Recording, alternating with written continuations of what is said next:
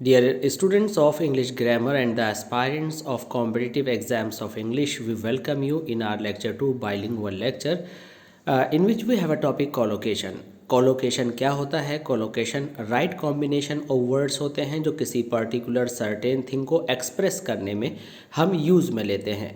तो यहाँ पर हम collocation को इस तरह भी समझ सकते हैं कि collocation किसी पर्टिकुलर नाउन के साथ किसी पर्टिकुलर वर्ब का यूज़ या किसी पर्टिकुलर वर्ब के साथ किसी पर्टिकुलर नाउन का यूज़ करना और वर्ड्स के इन ग्रुप का फिक्स होना अपने आप में कोलोकेशन है। हमने इन कोलोकेशन में कहीं कहीं फ्रेजेस भी आपको यहाँ देने की कोशिश की है। ये अब जानते हैं कि इनका यूज़ क्या है। देखिए, जब कॉम्पिटिटिव एग्जामिनेशन में आप क्लोज टेस्ट के लिए ब्लैंक्स के लिए सूटेबल ऑप्शन तलाशते हैं तो इनकी आवश्यकता पड़ती है। मान लीजिए कि यहाँ पर पहला कोलोकेशन है हमारा फॉर द टाइम बीइंग। अगर आपको फॉर के बाद द दे करके टाइम को यहाँ से ओमिट कर देता है और बीइंग आपको देता है तो हमें अगर ये सर्टेन ग्रुप ऑफ वर्ड्स याद नहीं होता तो ब्लैंक फिल करना सिर्फ मीनिंग के आधार पर बहुत डिफ़िकल्ट होता है। और जितने भी एस्पायरेंट्स हैं वो जब मीनिंग याद नहीं होता या वो इस बात से ये बात उनकी जानकारी में नहीं होती कि ऐसा कोई ग्रुप ऑफ वर्ड्स है तो वह कुछ का कुछ उसमें फिल कर देते हैं। कई बार अर्थ हिंदी में निकालते हुए ऐसा होता है और कई बार हम मीनिंग और प्रीपोजिशंस के रूल को रिलेट करते हुए ऐसा कर देते हैं। यहाँ पर हम सीखेंगे कि हमने यहाँ पर कुछ हिंदी के जो फ्रेजेस हैं वो लिखे हुए हैं और उनके अर्थ के तौर पर हमने यहाँ पर कुछ ग्रुप ऑफ वर्ड्स इंग्लिश में दिए हुए हैं। तो हमें ये जानना और याद करना है कि इनको हमें इन हिंदी फ्रेजेस के स्थान पर यूज़ करना है। जैसे कि है फॉर द टाइम बीइंग, तो फॉर द टाइम बीइंग के लिए यहाँ पर लिखा है कुछ समय के लिए, टेम्पोरेरीली। तो कुछ समय के लिए टेम्पोरेरीली इसको समझना ज़रूरी है।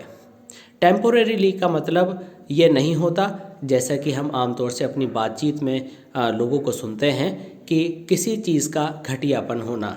टेम्पोरेरी का मतलब घटियापन से नहीं बल्कि कोई किसी कम समय के लिए कोई अरेंजमेंट करना भी होता है। जैसे कि हम कहें कि मान लीजिए कि आपकी क्लासेस चलनी हैं लेकिन जब तक प्रॉपर क्लासेस नहीं चलती, जब तक आपका कोई अरेंजमेंट कर दिया जाए ताकि आपकी पढ़ाई चलती रहे तो हम उसे कहेंगे कि आपकी क्लासेस अभी टेम्पोरेरीली हेल्ड की जा रही हैं। तो टेम्पोरेरीली का मतलब है फॉर द टाइम बीइंग कि अभी इस समय इतने से ही काम चलाइए, बाद में कोई भी चीज़ पूरी तरह से अवेलेबल करा दी जाएगी। तो यह हुआ फॉर द टाइम बीइंग, कुछ समय के लिए, टेम्पोरेरीली। इसी तरह से हमें ये सारे जो ग्रुप ऑफ वर्ड्स हैं और जो फ्रेजेस या कोलोकेशंस हैं वो सारे याद करने हैं। इसके बाद आता है अंतिम समय में या मुख्य क्षण में या बिल्कुल जब समय निकल चुका होने वाला हो उस समय यदि कोई कार्य होता है तो हम उसे कहते हैं in the nick of time, NIC nick of time. जैसे मान लीजिए कि पीरियड फिनिश होने वाला है और उसके बाद फिर आपकी एंट्री नहीं होगी, ठीक इसी समय आप रूम में पहुंचते हैं तो कहा जाएगा कि you reach the room in the nick of time.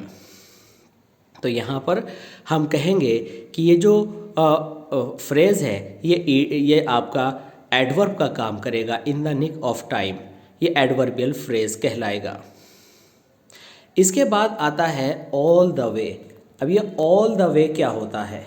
All the way means हर तरह से बिना रुके। अब हर तरह से बिना रुके का क्या मतलब है? हर तरह से बिना रुके का मतलब है कि आप कोई पढ़ाई कर रहे हैं, आप कोई कार्य कर रहे हैं तो आप कहते हैं I will finish it all the way, मैं इसको बिना रुके पूरा कर दूंगा, इसके अंदर कोई हिंड्रेंस, कोई ऑब्स्टेकल नहीं आनी है।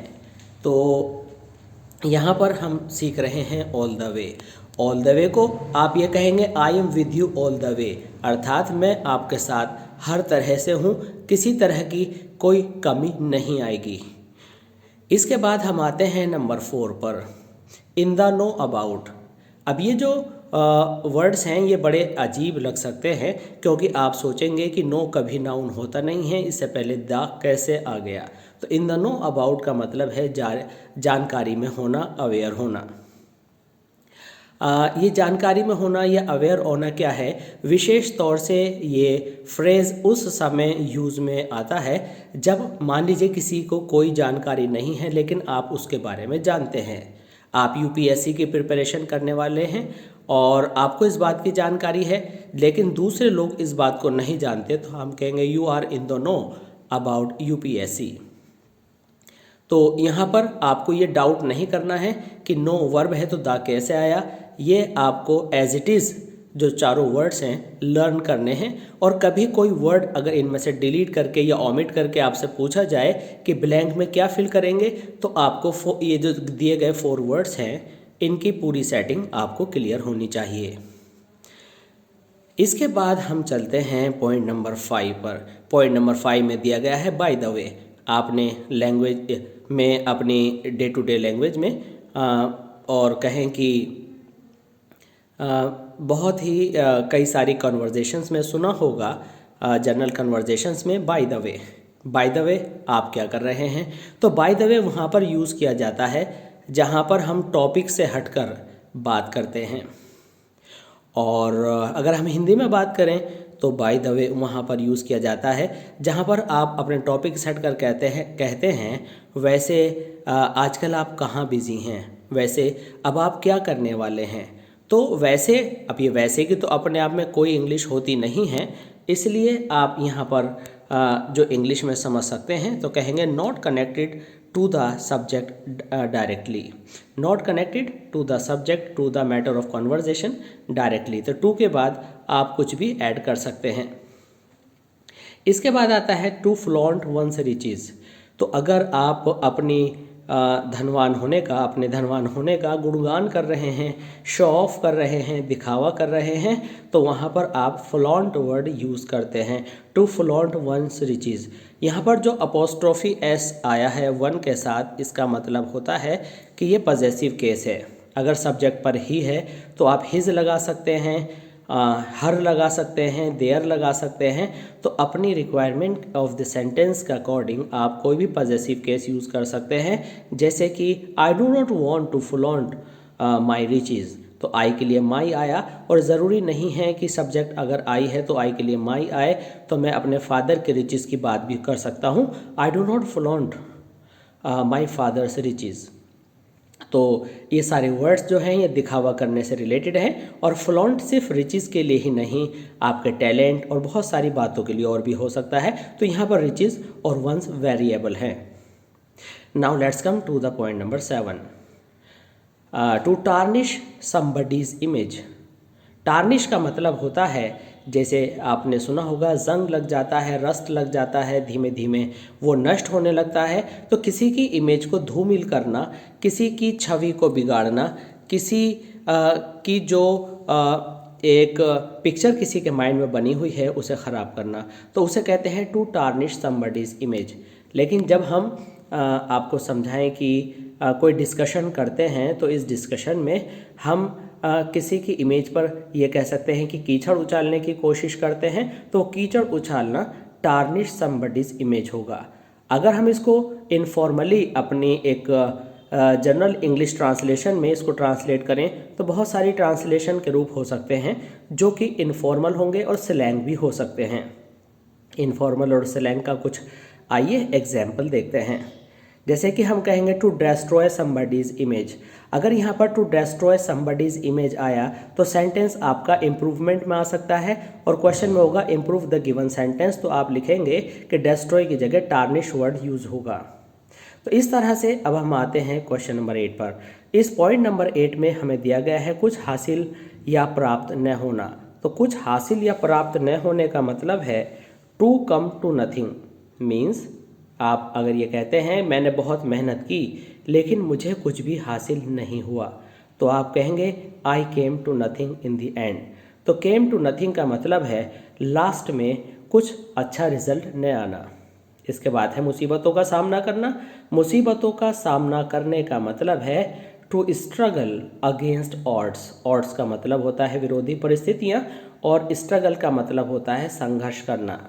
तो यहाँ पर आप जो स्ट्रगल कर रहे हैं तो यहाँ पर स्ट्रगल का मतलब हुआ संघर्ष, और संघर्ष में आप जूझ रहे हैं, आप बाहर निकलने की कोशिश कर रहे हैं अपनी ऑब्स्टिकल्स, प्रॉब्लम्स, हिंड्रेंसेस से। तो वहाँ पर आता है टू स्ट्रगल अगेंस्ट ऑड्स।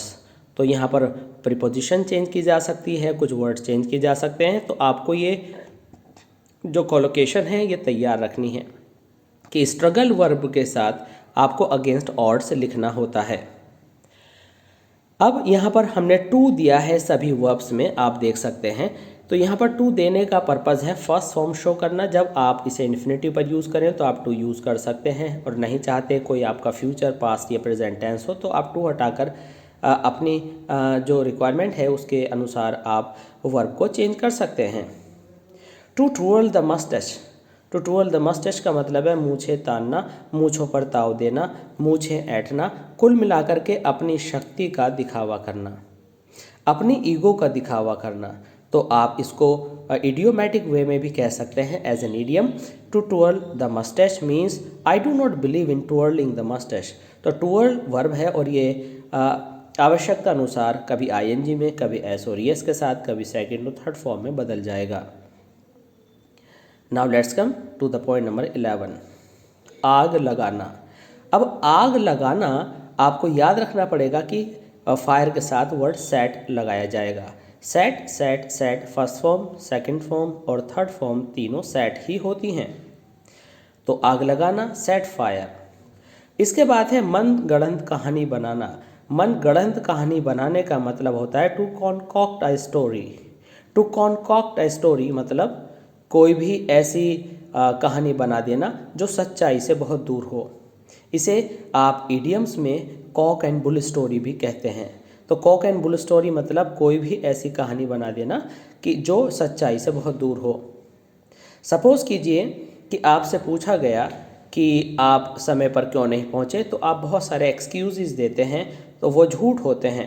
तो इन झूठे लैम एक्सक्यूज़ेस को मनगढ़ंत कहानी कहा जा सकता है। और मनगढ़ंत मतलब मन के द्वारा जो भी आपने झूठ मिक्स करना था उसको कहानी बनाकर, घटना बनाकर सुना दिया, तो इसका कहते हैं यू आर कॉन्कॉक्टिंग अ स्टोरी। इसके बाद है जलकर राख हो जाना। तो जलकर राख हो जाने को हम कहते हैं burn to ashes. To beginning का हट जाएगा अगर आप मेन वर्ब पर यूज़ कर रहे हैं, तो आप कहेंगे ही बर्न्ड टू एशेज। इसके बाद है अंत होना। तो अंत होने का मतलब होता है to come to an end. To come to an end का मतलब है कि वह चीज़ पूरी हो गई।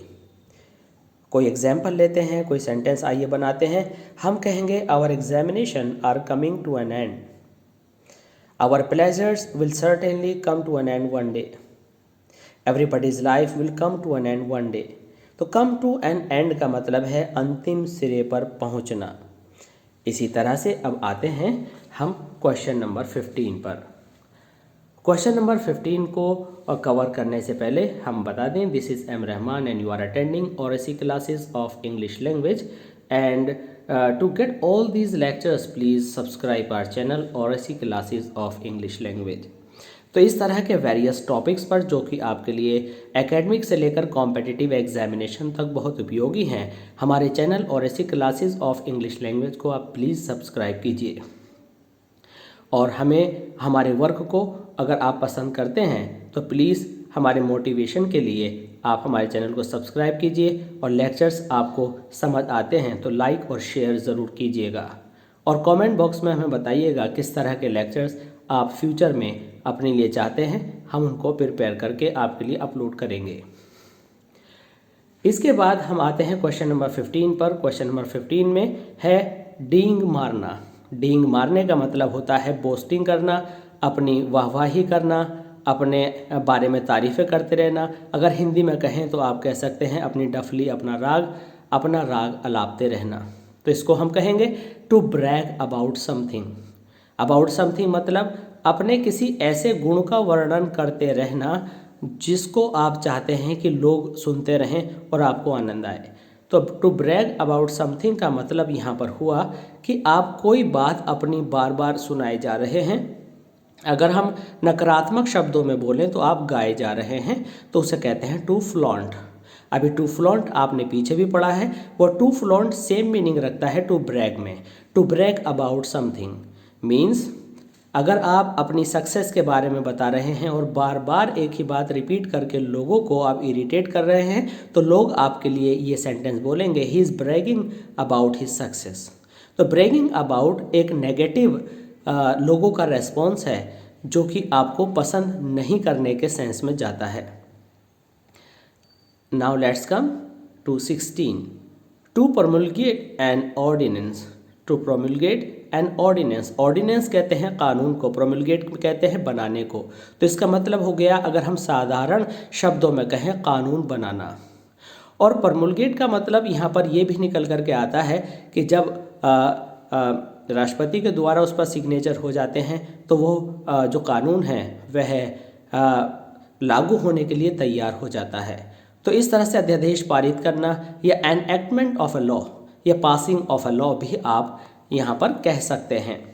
तो जब ऑर्डिनेंस की बात आती है, कानून की बात आती है, तो उसके साथ कंस्ट्रक्ट नहीं लगता, उसके साथ मेक नहीं लगता, उसके साथ आप बिल्ड नहीं लगाते। बिल्ड इमारत के लिए आता है, कंस्ट्रक्ट कैरेक्टर के लिए आता है, मेक ऐसी चीज़ों के लिए आता है जिनके टुकड़े टुकड़े जोड़कर आप पूरा करते हैं। तो बनाने का अलग अलग जगहों पर अलग अलग यूज़ है। तो यहाँ पर ऑर्डिनेंस के रेफरेंस में के बारे में अगर हम बात करें तो यहाँ प्रोमुलगेट आता है।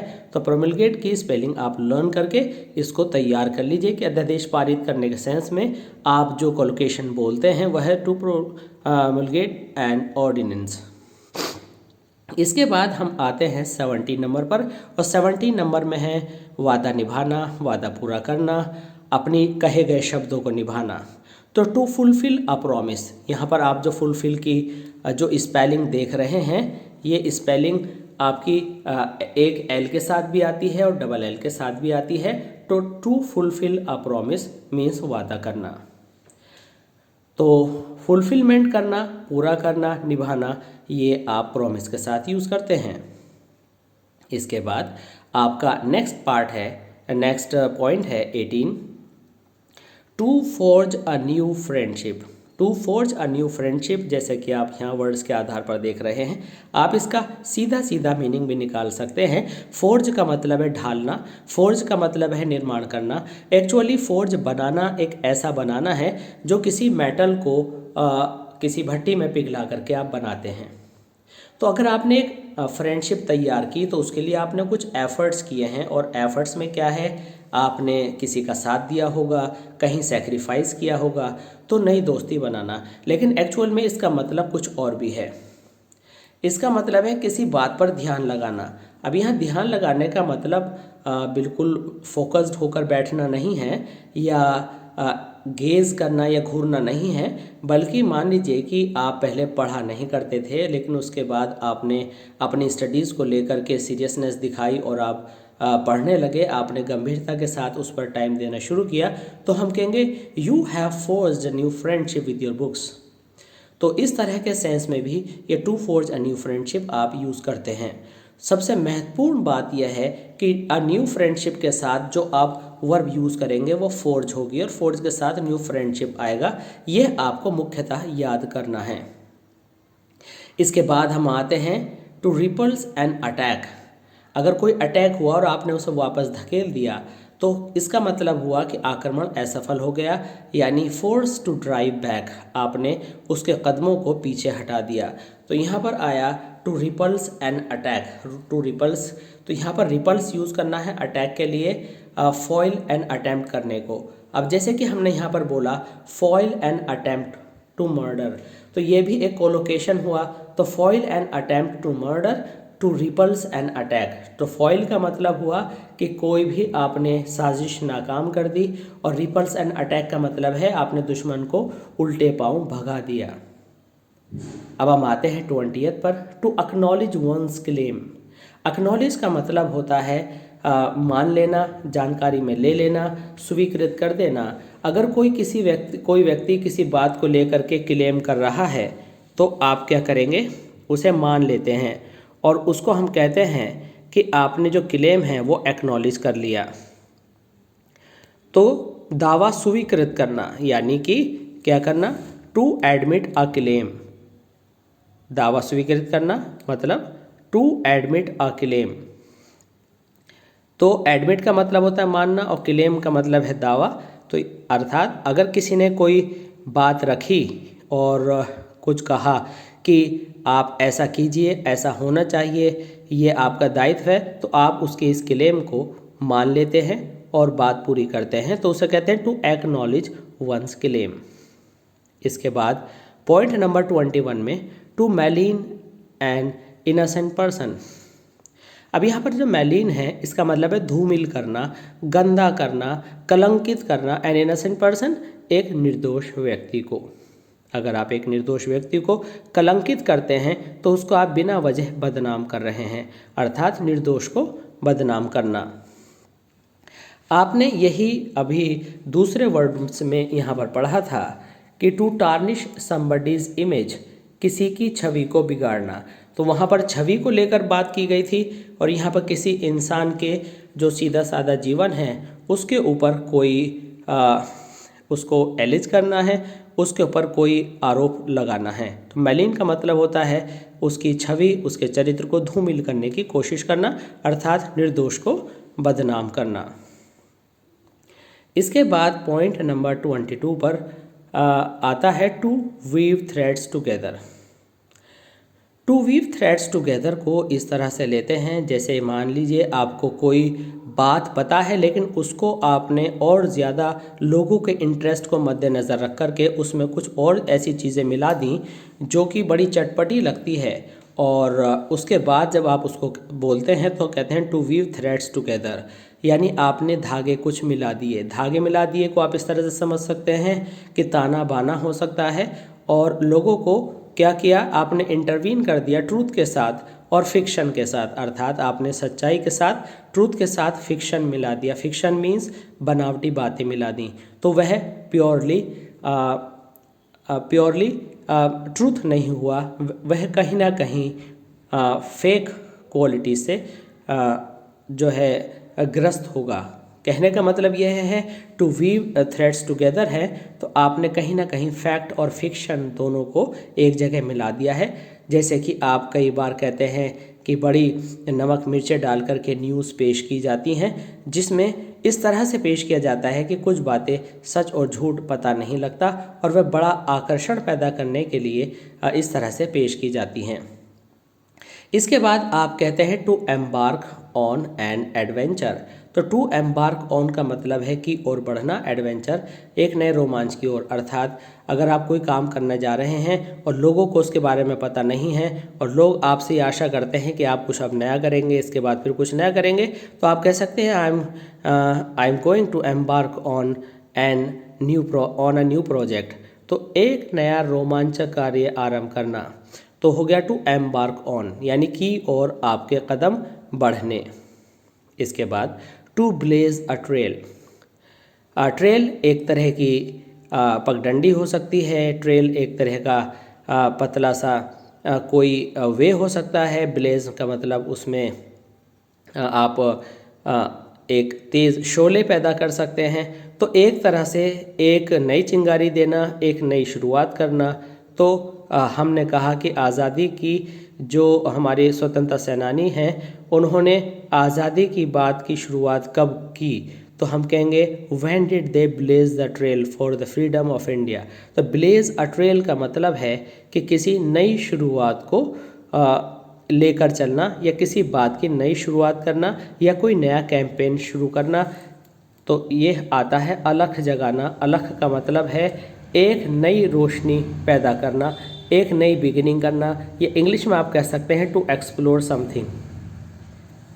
तो ऐसा भी कह सकते हैं कि अगर आपके यहाँ पर जो है गर्ल्स एजुकेशन को बहुत ज़्यादा मान्यता नहीं दी जाती, या इस तरह का कोई दूसरा कार्य है जिसको आप बढ़ाना चाहते हैं और आपके क्षेत्र में वह पहली बार हो रहा है, तो आप कहेंगे I will blaze a trail regarding कोई भी बात जो आप कहना चाहें। इसके बाद आता है टू डेप्लॉय ट्रूप्स। अब आप कहते हैं कि हर जगह सेना लगा दी गई है। तो यहाँ पर फिर लगाने का एक नया वर्ड आया। तो लगाना अलग अलग जगह पर अलग अलग तरह से यूज़ होता है, लेकिन जब आप सेना को कहीं पर तैनात करते हो तो लगा देने का मतलब जब तैनाती से आता है तो आप कहते हैं टू डेप्लॉय ट्रूप्स, कि ट्रूप्स डेप्लॉय कर दिए गए हैं। ट्रूप्स का मतलब है प्लेटून या टुकड़ियाँ, सेना की टुकड़ियाँ डेप्लॉय कर दी गई हैं। इसके बाद आता है to spill every ounce of one's energy, to spill every ounce of one's energy. तो ये होता है खून पसीना एक कर देना। तो यहाँ पर क्या हुआ, खून पसीना एक कर देने का मतलब है खूब सारी मेहनत करना। ये एक इडियोमेटिक एक्सप्रेशन है, ये एक इडियम है। To spill every ounce of one's energy यानी अपने ऊर्जा का, अपनी एनर्जी का एक एक आउंस, एक एक ग्राम, एक एक अंश पूरी तरह से लगा देना। तो ये हो गया खून पसीना एक कर देना। तो इसको आप दूसरे इडियम में इस तरह भी कह सकते हैं, to leave no stone unturned, to leave no stone unturned. आप देखेंगे कि अब जो एग्जामिनेशन आ रहे हैं, अभी लेटेस्ट CDS एग्जामिनेशन में आपने देखा होगा कि अब क्वेश्चंस इडियम्स के रूप में तो मीनिंग पूछने में आते ही हैं, साथ साथ में इडियम्स को बीच में से वर्ड्स ओमिट कर दिया जाता है और ब्लैंक्स में आपको सही वर्ड मांगा जाता है क्लोज टेस्ट के रूप में। तो ये वर्ड्स जितने भी हमने यहाँ पर आपको टीच किए हैं, ये सब आपके लिए बहुत इम्पोर्टेंट साबित होने वाले हैं। ये इम्पोर्टेंट सिर्फ कॉम्पिटिटिव एग्जामिनेशन में ही नहीं, CGL, LDC, CHSL वगैरह में नहीं, बल्कि आप जब एकेडमिक्स में ट्रांसलेशन करते हैं या राइटिंग सेक्शन जो कि CBSE सेंट्रल बोर्ड में आप देखते हैं, तो वहाँ भी ये बहुत ज़्यादा यूज़फुल है। इसके बाद आता है टू एडमिनिस्टर ऑक्सीजन। तो टू एडमिनिस्टर ऑक्सीजन जो कि बायोलॉजिकल रिक्वायरमेंट को दिखाता है, तो इसका मतलब होता है जान फूंकना।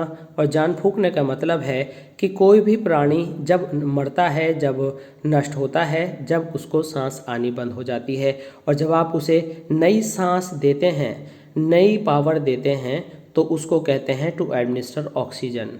इट मीन्स उस समय जब ऑक्सीजन की रिक्वायरमेंट होती है और कोई इंसान सांस नहीं ले पा रहा होता है, तो उसे टू एडमिनिस्टर ऑक्सीजन हम मेडिकल फील्ड में बोलते हैं। लेकिन हम इसको इडियोमेटिक वे में वहाँ भी मेटाफोरिकली यूज़ कर सकते हैं, जहाँ पर हम कहें कि ये वोकेबलरी आपकी इंग्लिश लर्निंग में इट विल एडमिनिस्टर ऑक्सीजन, यानी आपको एक नई स्टेमिना, एक नई पावर देगी।